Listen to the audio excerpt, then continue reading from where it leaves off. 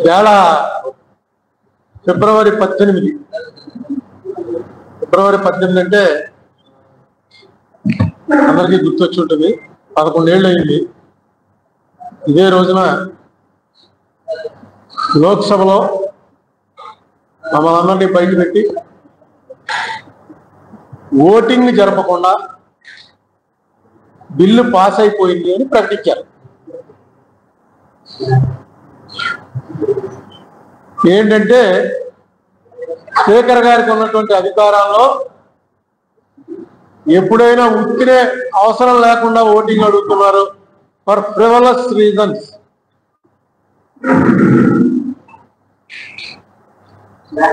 అంటే మొత్తం సభ్యులందరూ ఒకవైపు ఉండి ఎవడో ఒకళ్ళో ఇద్దరు సభ్యులు లేచి నాకు ఓటింగ్ పెట్టండి అంటే, పూర్వం ఓటింగ్ ఎలా ఉండేదంటే ఎలక్ట్రానిక్ లేదు. పూర్వం ఓటింగు ఆయస్ అందరూ ఇటేపు వచ్చి నిలబడండి, నోస్ అందరూ ఇటేపు వచ్చి నిలబడండి అని నిలబెట్టి వాళ్ళు స్టాఫ్ వచ్చి లెక్క పెట్టేవాళ్ళు. అందుకని చెప్పి ఇది పెట్టారు. ఏమనంటే ఇతనే ఒక సభ్యుడు లేచి ఓటింగ్ అంటే మొత్తం ఇదంతా ప్రక్రియ గంట సేపు పడుతుంది అని పెట్టారే కానీ అది ఎప్పుడు మన పార్లమెంటరీ చరిత్రలో ఎప్పుడు అది వాళ్ళ ఓన్లీ మన ఆంధ్ర రాష్ట్ర విభజన దగ్గరికి వచ్చేటప్పటికి అది తీశారు బయటికి. ఒక రాష్ట్రాన్ని విభజన చేయడానికి ఎంతమంది అనుకూలం ఎంతమంది ప్రతికూలం అనేది ఓటింగ్ జరగకుండా జరిగింది ఇది ఒకటే. చాలా మంది దానికి ఏం చెప్తారంటే ఉంది కదండి స్పీకర్కి అధికారం ఉంది కదా అని. కానీ కాన్స్టిట్యూషన్ లో ఆర్టికల్ 100 క్లియర్ గా చెప్పారు ఏ బిల్లు పాస్ చేయాలన్నా సరే ఓటింగ్ జరిగి తీరాలి. ఓటింగ్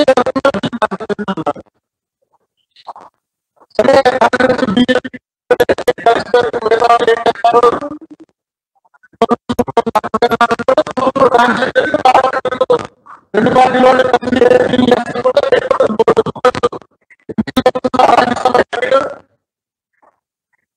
బీజేపీ వాళ్ళకి దాని బిల్లు పాస్ పెట్టారట. మళ్ళీ ఇది పార్లమెంట్ ఎందుకు? బీజేపీ వాళ్ళకి వాళ్ళ ఇబ్బందికి అక్కర్లేదు ఆ విషయం అంటే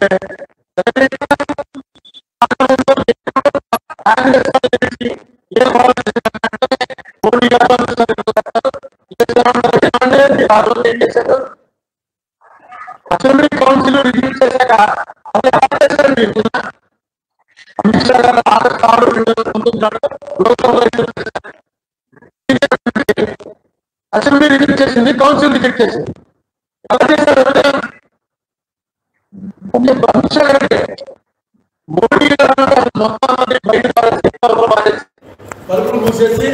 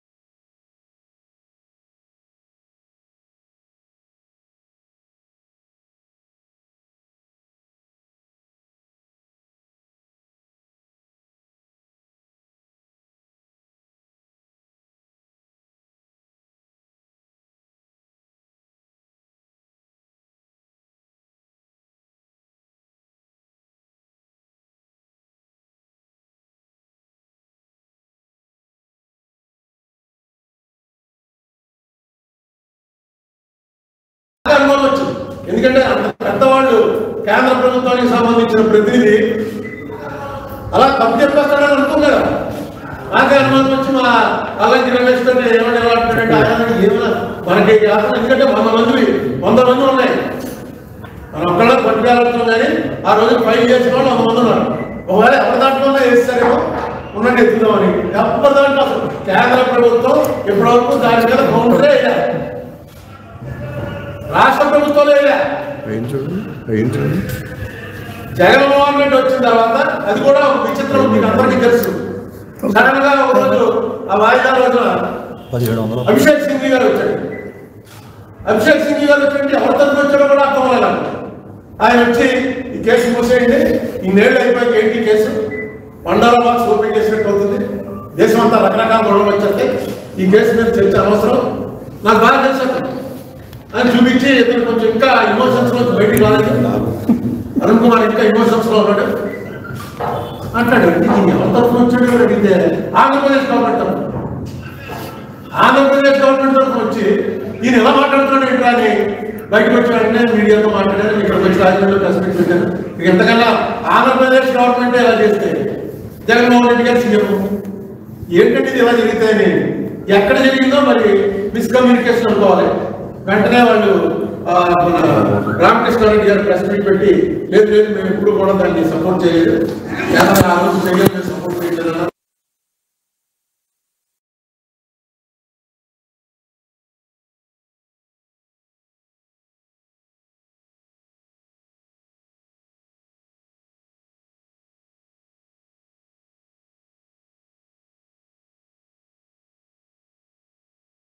జనవరి 2023 జవహర్ రెడ్డి గారు ఫైల్ చేశాడు. అంటే ఆయన పేరుతో వస్తుంది, రాష్ట్ర ప్రభుత్వం ఫైల్ చేసింది. నేను అనుకున్నాను నా బాధ్యత అయిపోయింది. ఎందుకంటే ఇలాంటి పెద్ద పెద్ద వేదిక ఆ స్థాయి అడ్వకేట్లు అక్కడ మాట్లాడితేనే సుప్రీంకోర్టులో దాని వాల్యూ ఉంటుంది. వికాస్ సింగ్ అని ఆ రోజు లార్డ్ ప్రెసిడెంట్ చాలా లక్షలు తీసుకుంటాడు ఆయన ఫీజు. ఆయన మనిషి వచ్చి ఫైల్ చేశాడు. ఫైల్ చేసేటప్పటికి అనుకున్నాం మేము అయిపోయింది రావు, మన బాధ్యత అయిపోయింది, ఇంకా రాష్ట్ర ప్రభుత్వం కేంద్ర ప్రభుత్వం వచ్చి చెప్తారు, చెప్పిన దాని మీద జడ్జి గారు చెప్తారు అని చెప్తే అనుకున్నాం. కానీ తర్వాత మళ్ళీ అది చెక్కలేదు, రాష్ట్ర ప్రభుత్వం అసలు నిర్ణయించారు. తర్వాత ఎవరో ప్లేటర్ గారు పెట్టారు, సీనియర్ ప్లేటర్ని, ఆయన వచ్చేవాడు కూర్చునేవాడు. కానీ ఏమి దాని మీద పెద్ద చర్చ వాయిదా వేస్తారు. మొట్టమొదటి ఎవరితో రాగానే సెక్షన్ నెంబర్ ఎస్ అంటేనే కేంద్ర ప్రభుత్వం అఫిడవిట్ లేదు. ఏమంటే యూనియన్ గవర్నమెంట్ పడాలండి అంటారు. లేదంటే అంత ముందేమో వేసామంటే నేను ఒకసారి చెక్ చేసి వస్తాను, నేను వేసేసామని అనుకున్నాను, ఆలోచిస్తాను ఇప్పుడు చేస్తామంటారు. వాయిదా ఎవరు ఎవరా అరుణ్ కుమార్. అరుణ్ కుమార్ అంటే ఎవరు? ఇక్కడైతే మన తెలుగులో ఎవరికైతే నా పేరు మీద తెలుస్తుంది, ఢిల్లీలో సుప్రీంకోర్టులో అరుణ్ కుమార్ అంటే ఎవరికి తెలుస్తుంది. అప్పటికి నా అల్లకి రమేష్ దాన్ని పట్టుకుని అలాగా బతికించి ఇప్పుడు దాకా బతికించి ఉంచాడు. దాని మీద మనం గట్టిగా వాదన చేస్తే ఎక్కువ లేదు, అసలు కేంద్రం లేదు, రాష్ట్రం లేదు, ఎవరు సపోర్ట్ లేదు చెప్పుకుంది. జగన్మోహన్ రెడ్డి వేసాడు కాబట్టి ఓకే, రాష్ట్ర పార్టీ కొట్టేది కూడదు. జగన్మోహన్ రెడ్డి ప్రభుత్వం ఆ రోజు వేశారు. కారణాలు ఏమైనప్పటికీ అభిషేక్ సింగ్ చెప్పిన దానికి విరుద్ధంగా వీళ్ళు కరెక్ట్ స్టాండ్ తీసుకున్నారు. నేను వేసిన దాన్ని సపోర్ట్ చేస్తూ వేశారు. చేస్తూ మొత్తం లెక్కలన్నీ ఇచ్చారు. 1,42,601 కోట్ల రూపాయలు మనకి యాక్చువల్గా ఉన్నటువంటి యాక్ట్ ప్రకారం, ఏపీ రీఆర్గనైజేషన్ యాక్ట్, నేను ఏదైతే అది యాక్ట్ అవ్వలేదు అన్కాన్స్టిట్యూషన్ అంటున్నానో ఆ యాక్ట్ ప్రకారం, వాళ్ళు ఇష్టం వచ్చినట్టుగా మన సంబంధం లేకుండా చేసిన యాక్ట్ ప్రకారం 1,42,601 కోట్ల రూపాయలు ఇంకా పంచలేదు. క్లియర్గా యాక్ట్లో ఉంది. ఈ డబ్బు ఆంధ్రాకి 52%, తెలంగాణకి 42% తెలుస్తుంది జనాభా. ఇప్పుడు వరకు అవ్వలేదు. 245 ఇన్స్టిట్యూట్స్ ఉన్నాయి. ఆ ఇన్స్టిట్యూట్స్ డిజైనింగ్ కావాలి. 11 ఏళ్ళైంది. మొట్టమొదటి ఏ వ్యాపారం ఉండండి, అన్నదమ్ములో ఉండండి, పంచుకునేటప్పుడు ఫస్ట్ ఏవైతే ఆల్రెడీ ఉన్నాయో అవి పంచుకుంటారు. అవి పంచుకోవాలి మనకి రావాలి. ఎందుకంటే హైదరాబాద్ వెళ్ళిపోయింది మనం. హైదరాబాదే మనకి ఆయుధ పట్టు మొత్తం అంత ఇండస్ట్రీ హైదరాబాద్లోనే ఉంది. మొత్తం రెవెన్యూ అంతా హైదరాబాద్లో ఉంది. ఆ హైదరాబాద్ ఇచ్చేసారు. హైదరాబాద్ రెవెన్యూ ఏం చేయాలన్నది కూడా ఎక్కడ పెట్టాలి, యాక్ట్లో లేదు. క్యాపిటల్ ఉన్నది వెళ్ళిపోతున్నారు. రాష్ట్ర విభజన జరిగింది ఇదే. ఎందుకంటే క్యాపిటల్ ప్రాంతంలో వాళ్ళు ఎప్పుడు మా రాష్ట్రం ఇక్కడ తీసేయడం పడదు. ఇంకొక ప్రత్యేకమైన ఎప్పటి నుంచో దీనికి చరిత్రకి పోరాటానికి ఏదో చేశారు, డివిజన్ చేశారు. నేను అడుగుతున్నా ఏంటంటే అన్కాన్స్టిట్యూషనల్ చేసిందని కరెక్ట్ చేయడానికి కాకపోతే ఇక పార్లమెంట్ ఎందుకు? ఇప్పుడు నేనేమి మళ్ళీ రాష్ట్రాలు కలిపేయండి, మీరు చేసిన తప్పు కాబట్టి మళ్ళీ రెండో ఓటు చేసేస్తున్నాం. అది కూడా ప్రేయర్ కూడా మార్చేశాను. 4/3/22 మార్చి 4 ప్రేయర్ కూడా మార్చారు. ఏమని? ఫార్ములేట్ గైడ్ లైన్స్, ఇక ముందు ఎలా జరగాలి దాన్ని గైడ్ లైన్స్ ఫామ్ చేయండి. మా మాకు ఇవ్వాల్సిన డబ్బులు ఇవ్వట్లేదు వాళ్ళు. కేంద్రం ఇవ్వాలి, కేంద్రం ఇవ్వాల్సింది ఇవ్వాలి. అలాగే తెలంగాణ రాష్ట్రానికి మనకి ఏం కావాలో దాన్ని ఇమీడియట్గా సెటిల్ చేయడానికి సుప్రీంకోర్టు ఏం చేస్తుందో చెప్పండి. ఇది మన ప్రేయర్ మార్చింది. దీని మీద కూడా వాళ్ళేమనుకుంటారో వీళ్ళేమనుకుంటారో అంటే అప్పుడే అన్ని ప్రభుత్వాలు అయిపోయి తెలుగుదేశం రెండోసారి వచ్చేసింది, జగన్మోహన్ రెడ్డి ప్రభుత్వం అయిపోయింది. ఇప్పుడు ఎందుకు మళ్ళీ నాకు ఆశ ఏంటంటే పవన్ కళ్యాణ్ అనే మనిషి వచ్చి ప్రభుత్వంలో ఉన్నాడు. ఈ పవన్ కళ్యాణ్ గారు నాకు ఏ రకమైన పరిచయం లేదు. ఒక రోజు సడన్ గా ఫోన్ చేశాడు. ఫోన్ చేసి మాకు మధ్య పోయి ఇరుపక్షాల వాళ్ళకి తెలిసిన పలానా ఫ్రెండ్ ఉంటున్నాడా, పలానా అనుభవాన్ని చెప్పుకుంటాడు, ఇలా కూడా ఏం లేదు. ఆయన అసలు పరిచయమే లేదు. చిరంజీవి గారు పరిచయం ఉంది కానీ పవన్ కళ్యాణ్ గారి పరిచయం లేదు. ఆయన ఎప్పుడు నేను చూడలేదు. ఒకరోజు సడన్ గా మా ఇంటికి మీరు అందరూ వచ్చారు. ఏంటంటే ఇప్పుడే పవన్ కళ్యాణ్ చెప్పాడండి టీవీలో అరుణ్ కుమార్ పిలుస్తున్నాను, ఫ్యాక్ట్ ఫైండింగ్ కమిటీ చేస్తున్నానని. నాకు అప్పుడు తెలియదు, ఎందుకంటే టీవీ చూడాలి. అప్పుడు సరే అని చెప్తే మళ్ళీ సాయంకాలం 7 గంటలకు అసలు పవన్ కళ్యాణ్ నన్ను తెలవడం బాబు అప్పుడు చెప్తాను మీకంటే పవన్ కళ్యాణ్ ఫోన్ చేశాడు. చేసి మమ్మల్ని కలవడానికి రావాలి అంటే మీరు ఎందుకంటే రావడం నేనే వస్తాను, నేను హైదరాబాద్ వస్తూనే ఉంటాను, నేను వచ్చినప్పుడు మీరు ఏం వస్తాను. 7వ తారీఖు నేను ఫోన్ చేశాడు ఆయన. 11వ తారీఖున కలిశాను, హైదరాబాద్ వెళ్ళాను. 11 ఆయన కలిశాను. 15వ తారీఖున మేము ఇద్దరమే కూర్చుని 2 గంటలు చర్చించుకున్న తర్వాత 16వ తారీఖు ఫ్యాక్ట్ ఫైండింగ్ అని చెప్పి ఒక కమిటీ వేశాడు. దాంట్లో ప్రధాన పాత్ర అంతా ఐఏఎస్ వాళ్ళు, పొలిటీషియన్ నేను ఒక్కడే, అన్ని పార్టీలు పిలిచాడు. కానీ రాజకీయం నుంచి మనం అక్కడే ఆయన కూర్చోబెట్టుకోవడం లేదు కదా. పక్కన పద్మనాభయ్య గారు, ఏపీ జయప్రకాష్ నారాయణ, ఐఓఆర్ కృష్ణారావు గారు, చంద్రశేఖర్ గారు, ఐఏఎస్ పెట్టుకున్నాడు. పార్టీలు అందరినీ పడతారు. రామకృష్ణ గారు, రామకృష్ణ గారు, పార్టీలు వాళ్ళందరూ వచ్చారు. ప్రొఫెసర్ నాగేశ్వర గారు అందరూ వచ్చారు, కూర్చున్నారు. వేదిక మీద మాత్రం నన్ను కూడా పక్కన కూర్చోబెట్టాడు. పెట్టి ఫ్యాక్ట్ ఫైండింగ్ రిపోర్ట్ 16వ తారీఖు సాయంకాలం 17, 16 మీటింగ్ అయింది.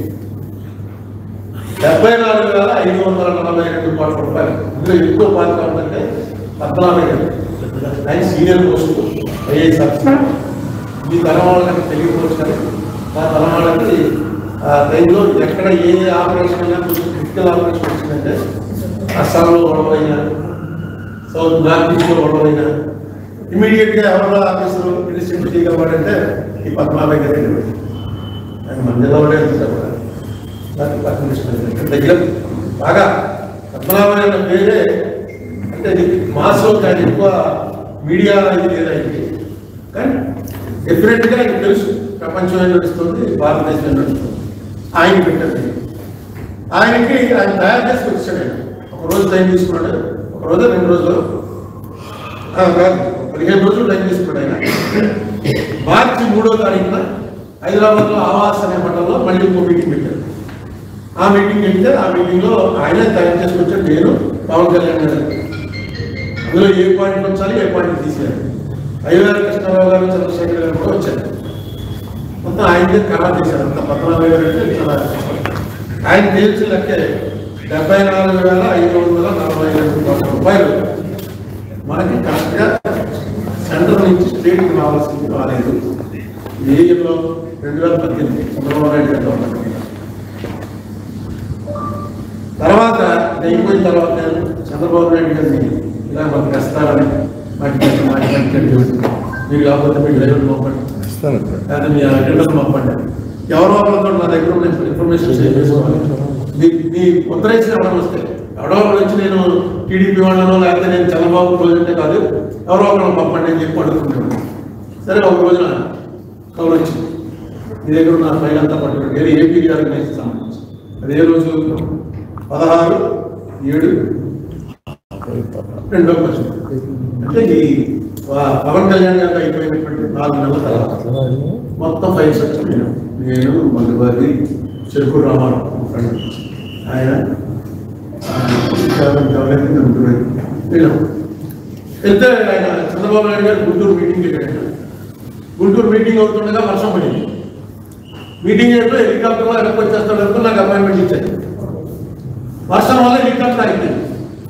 సరే నేను ఎవరో గిరిజా శంకర్ గారు ఆయన సతీష్ చంద్ర వీళ్ళిద్దరికీ మొత్తం పైసలు చూపించాను. అయ్యా నేను ఇందుకే చెప్పట్లేదు, ఇదిగో Rajya Sabha recorded version, Lok Sabha recorded, ఈ రెండు వాళ్ళు ప్రింట్ చేసిన బుక్లు ప్రతిరోజు ఏం జరిగిందో సభలో వాళ్ళు ప్రింట్ చేస్తున్నారు.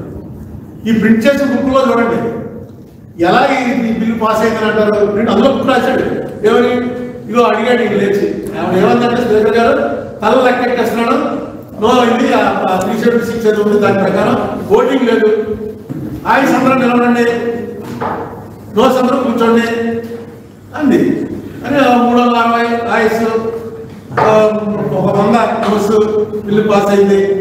నెక్స్ట్ సెకండ్ అలా మొత్తం చేయాలి. పాస్ చేయడం అంటే బిల్లు ఒకటి బిల్లు పాస్ అయిపోయిందంటే కుదరదు. ప్రతి సెక్షన్ ప్రజలు అడగాలక ఓటింగ్ పెట్టాలి, పాస్ చేయాలి. ఎందుకంటే కొంతమంది కొన్ని సెక్షన్ నచ్చకపోవచ్చు. ఇక తర్వాత నుంచి మానేసింది అవన్నీ. వాళ్ళు లేచి అడుగుతూనే ఉన్నారు, రికార్డ్ అయింది, అమ్మ తల్ల ఎక్కడతామో తల్ల కూడా లెక్కట్లేదు అని ఓవైసీ సౌగత్ రాయ్ అని బెంగాల్ అయినా వీళ్ళిద్దరూ ఇదే కూడా మొత్తం రికార్డ్ అయింది, తల్ల కూడా లెక్కట్లేదు, అయిపోయింది పాస్ అయిపోయింది అన్నారు. అంతా 20 minutes క్లోజ్. ఇది చూపించారు. చూపించి దీని మీద బాబు నేను చెప్పుకోవా ఇలా చేస్తే కూడా మన బయటికి వచ్చేసి అందులో తెలుగుదేశం వాళ్ళు ఉన్నారు అంటుంటే లోపల ఫోన్ వచ్చింది. నేను ఇంకా చెప్పేసి వెళ్ళిపోతా ఉన్నాను.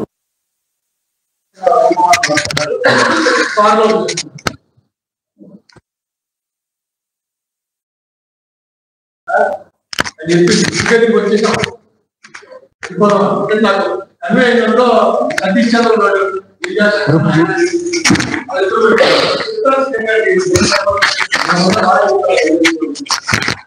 లేదండి మిమ్మల్ని ఆపేమన్నారు, వచ్చేస్తున్నారు ఆయన, అయిపోండి అన్నారు. అయిపోయాడు, వచ్చాడు ఆయన ఆశ్చర్యపోయాడు ఇవన్నీ చూసి. నేను ఆ రోజు నేను ఢిల్లీలో ఉన్నాను, అద్వానీ రూమ్లో కూర్చున్నాను. ఇంత దారుణమా నాకు తెలియదు, ఇదంతా నాకు ఎవరు చెప్పలేదు, రికార్డు ఎవరు పట్టలేదు. చూడండి అందుకనే నేను మొత్తుకుంటున్నాను. ఈ దారుణం ఏంటంటే వెంటనే ఢిల్లీలో వెళ్ళిపోయిన వెంటనే ఢిల్లీ మీటింగ్, అక్కడ మీటింగ్ మా ఎంపీలందరినీ మీటింగ్ పెట్టుకుంటాను.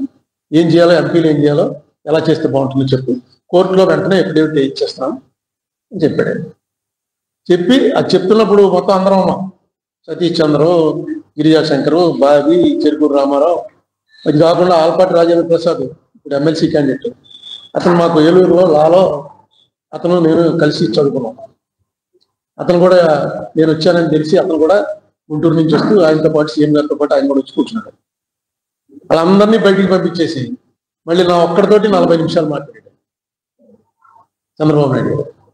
మాట్లాడి కాన్ఫిడెన్స్ ఏం క్రియేట్ చేసిందంటే డెఫినెట్ గా we are going to take it up, Delhi వెళ్ళిపోవాలి. ఢిల్లీ వెళ్ళిపోయాడు. సుజనా చౌదరి గారి ఇంట్లో మీటింగ్ పెట్టారు. ఈ లోపల ఏంటి జరిగిన 2 రోజులకే అవిశ్వాస తీర్మానం, తెలుగుదేశం వారు బీజేపీ మీద పెట్టిన అవిశ్వాస తీర్మానం అంగీకరించారు. దాంతో 2 రోజులు అవిశ్వాస తీర్మానం నడిచింది, వీగిపోయింది. అవిశ్వాస తీర్మానంలో నేను చెప్పిన పాయింట్ ఏం చెప్పలా. సరే ముందు నుంచి ఏదో అనుకుని ఉంటారులే అని చెప్పి అనుకున్నాం. సుజనా చౌదరి గారి ఇంట్లో మీటింగ్ పెడితే అందరూ ఎంపీలు వచ్చారు, పెట్టారు, చెప్పాము, వినిపించాం, అంతా బాగానే ఉంది, డెఫినెట్ గా నోటీస్ ఇస్తున్నాం అన్నారు. ఒక్క రాజ్యసభ మెంబరు, ఆయన పేరేంటి, అడ్వకేట్ కాదు అడ్వకేట్ ఇప్పుడు కూడా ఉన్నారు ఆయన, కనకమేడల, ఆయన ఒక్కడే అన్నాడు దీనివల్ల ఇప్పుడు మనం చేయటం కరెక్టా, ఎందుకంటే బీజేపీతో బయటకు వచ్చేసారు, చేస్తే కాంగ్రెస్కి ఎంబరాసింగ్ సిచ్యుయేషన్, ఇది చేయటం కరెక్టా ఆలోచించండి, ఇది ఆల్రెడీ అవిశ్వాస తీర్మానం పెట్టాం ఏదో అంటే నేను చెప్పాను. దీనికి దానికి అసలు సంబంధం లేదండి, ఇది అన్కాన్స్టిట్యూషనల్ గా మనకి దెబ్బేశారు. ఆ కాన్స్టిట్యూషనల్ పాయింట్ వరకే మాడుతున్నాం, విడదీయటం కరెక్టా కాదా అని. కానీ ఇంకో గొడవ కాదు, ఇంత రాజ్యాంగ విరుద్ధంగా ఎలా చేస్తారు అన్నది అడగైపోతే ఇంకేముందండి. మొత్తం కన్విన్స్ అయ్యారని నేను అనుకున్నాను, కానీ పని జరగలేదు. ఎన్నాళ్ళు చూసినా నోటీస్ ఎలా ఇవ్వాలో కూడా డ్రాఫ్ట్ చేసి పట్టుకెళ్ళి ఇచ్చాను, మళ్ళీ వాళ్ళకి తయారు చేసుకోవడానికి టైం పడుతుంది, అది జరగలేదు. కోర్టులో ఇటు జరగలేదు. ఇప్పుడు పవన్ కళ్యాణ్ గారు అనే ఆయన అన్నిటికన్నా ప్రధానమైనది ఏంటంటే ఆయన నేను కలవటం మీకు అందరికీ తెలుసు. ఇదంతా అయిపోయిన తర్వాత జనవరి 2019 అంటే ఇంక ఎలక్షన్ 3 నెలల్లో ఉంది. మేము ఐలాపురంలో ఒక మీటింగ్ పెట్టాను, నేనే ఆహ్వానం, అన్ని పార్టీల వారికి ఆహ్వానం పంపి ఐలాపురంలో కొత్తగా రాబోయేటువంటి ప్రభుత్వం ఏం చేయాలి అన్న దాని మీద ఒక మీటింగ్ అండి, రావాలి అని చెప్పి అందరికీ లెటర్ రాస్తే జగన్మోహన్ రెడ్డి పార్టీ వారు మేము రాము, తెలుగుదేశం పార్టీతో మేము వేదిక పంచుకోం అని చెప్పేశారు. సిపిఎం పార్టీ వారు మేము రాము, నువ్వు బీజేపీని పిలిచావు కాబట్టి బీజేపీతో మేము వేదిక పంచుకోం అని వాళ్ళు రాలా. చంద్రబాబు నాయుడు గారు 2 మంత్రులను పంపారు, 3 ఐఏఎస్ ఆఫీసర్లను పంపారు, మొత్తం రికార్డు పట్టుకొచ్చారు. మన ఈయన వచ్చారు, ఫైనాన్స్ చెరుకూరి కుటుంబరావు, ఆయన వచ్చారు మీటింగ్. బీజేపీ నుంచి ఐవైఆర్ కృష్ణారావు గారు, సత్యమూర్తి అని ఆయన, వాళ్ళిద్దరూ వచ్చారు. పవన్ కళ్యాణ్ గారి పార్టీకి కూడా లెటర్ రాశారు, మీ పార్టీ నుంచి ఎవరినైనా పంపండి అని. పవన్ కళ్యాణ్ గారు వచ్చాడు, ఎవరినైనా పంపండి అనే రాశాను నేను అన్ని పార్టీలకి, మీ పార్టీ ప్రతినిధిని పంపండి. ఆయనే స్వయంగా వచ్చాడు. లీగల్ పొజిషన్ తెలుసుకోవడం కోసం నేను పర్సనల్గా రిక్వెస్ట్ చేసి చలమేశ్వర్ గారిని పిలిచాను. అప్పుడు జడ్జిగా ఆయన సుప్రీంకోర్టు జడ్జిగా రిటైర్ అయి ఉన్నారు, చాలా అనుభవం ఉన్నవాడు కాబట్టి ఆయన్ని పిలిచాను, జాస్తి చలమేశ్వర్. ఆయన వచ్చారు. ఆ మీటింగ్లో తీర్మానాలు ఏం చేశామంటే, రావాల్సినటువంటి 74,542 కోట్లే కాకుండా ఏదైతే అరుణ్ కుమార్ కేసు కోర్టులో వేసాడో, ఏదైతే పార్లమెంట్లో మూవ్ చేయమంటున్నాడో ఆ రెండిటికి మేము పూర్తి మద్దతు ఇస్తున్నాం. అన్ని పార్టీలు కొంచెం సిపిఐ వాళ్ళు, ఎందుకంటే ఆ రామకృష్ణ గారు అన్నాడు, మేము అప్పుడు సపోర్ట్ చేశాం కదా విభజనని, ఇది విభజన చేసింది తప్పు అన్నది ప్రేయర్ మార్చేశానండి.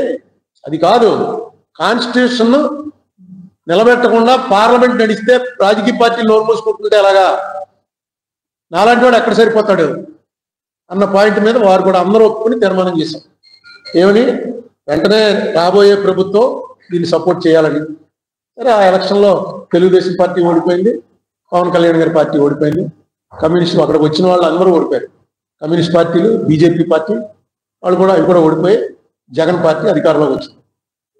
ఈవేళ నేను ఈ ప్రెస్ మీట్ ఆశతో పెడుతున్నాను.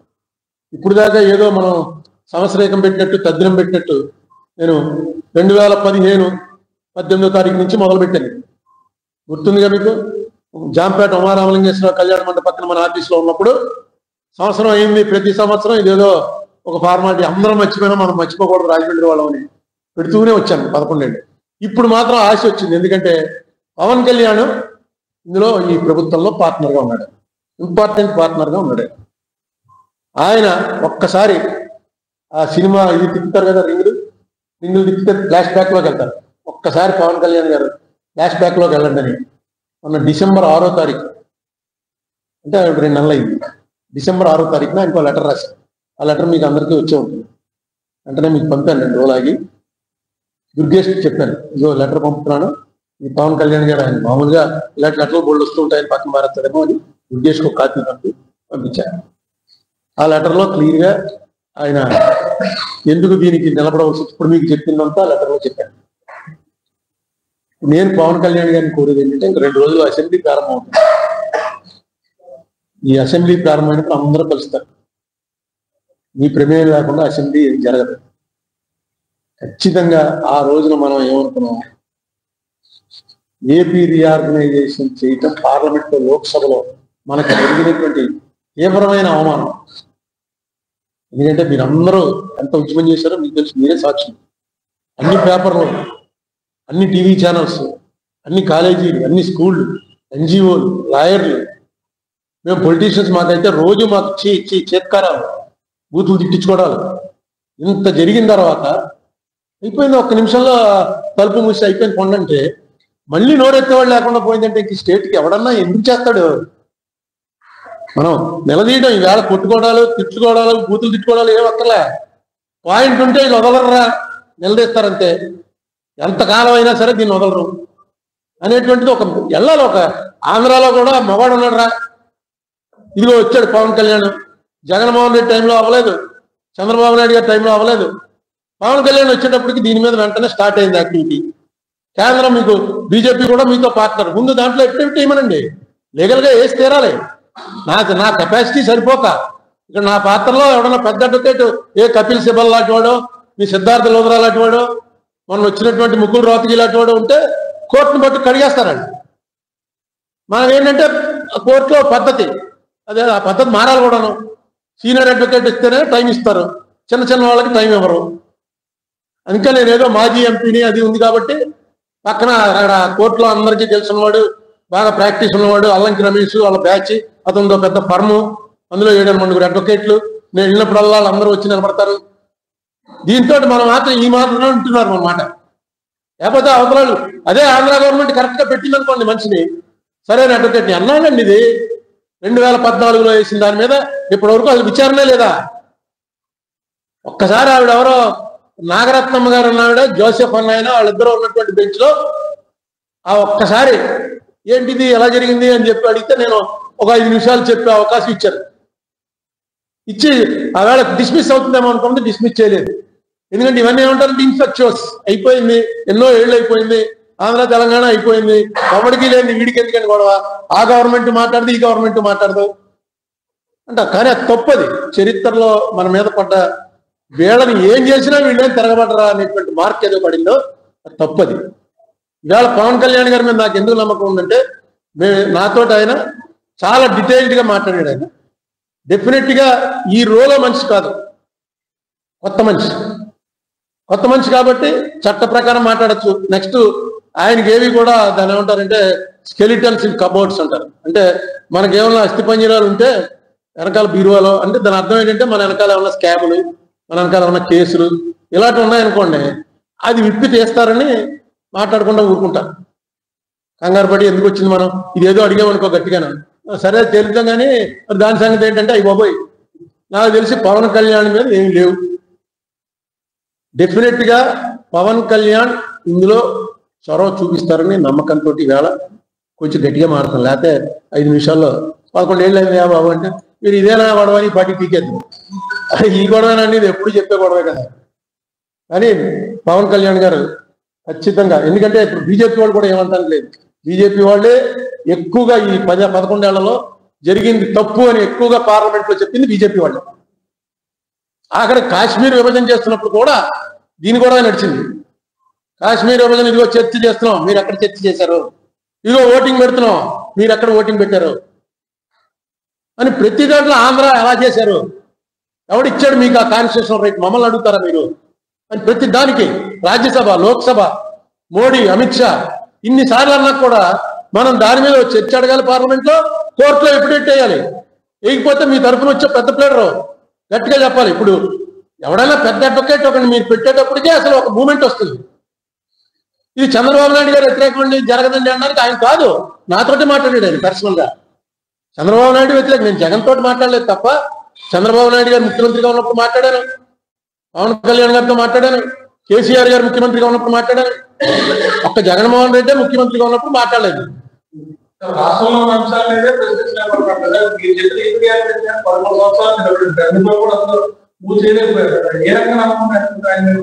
మేము ఇద్దరం ఆడుకున్న మాటలు బట్టి నాకు ఆయనకి ఏర్పడిన స్వల్ప పరిచయంలో నాకు ఎందుకో పవన్ కళ్యాణ్ ఇస్ డిఫరెంట్ అనిపించింది. ఏమి లేదనుకోండి, ఇప్పుడు ఈ ప్రెస్ మీట్ తర్వాత కూడా డిఫరెంట్ కాదు అనిపిస్తుంది. అదేముంది పెద్ద. పవన్ కళ్యాణ్ కేంద్ర ప్రభుత్వం చేత ఎఫిడేవిట్ వేయించాలి, రాష్ట్ర ప్రభుత్వం అడ్వకేట్ జగన్మోహన్ రెడ్డి వేసిన ఎఫిడేవిట్ ఏదైతే ఉందో ఎఫిడేవిట్ చాలా విపులంగా డీటెయిల్గా వేసాడు. ఆ ఎఫిడేవిట్ సపోర్ట్ చేయండి. ఇప్పుడు అదేదో కరెంటు కొనుగోలులో జగన్మోహన్ రెడ్డికి 2,000-3,000 కోట్లు అని వచ్చిందా, పేపర్లో వచ్చింది కదా. 2,000 కోట్లు అమెరికా ఆదాని ఇచ్చేశాడు, అంతా మోసం చేశాడు. ఈవేళ అందులో విత్డ్రా అవుతున్నారా? అవుతుందా ప్రభుత్వం? ఎందుకు అవ్వట్లేదు? ఆ పాత ప్రభుత్వం చేసినటువంటి దాంట్లో డైరెక్ట్ గా కరప్షన్ ఉంటే వెంటనే అవ్వాలి, ఇల్లీగల్ గా జరిగిన దాని మీద వెంటనే అవ్వచ్చు. లేదండి 2,700 కోట్లు ఇవాళ చూశారు పేపర్లో, 2,700 కోట్లు ఫైన్ కట్టాలి కాబట్టి దాన్ని కంటిన్యూ చేస్తున్నారు.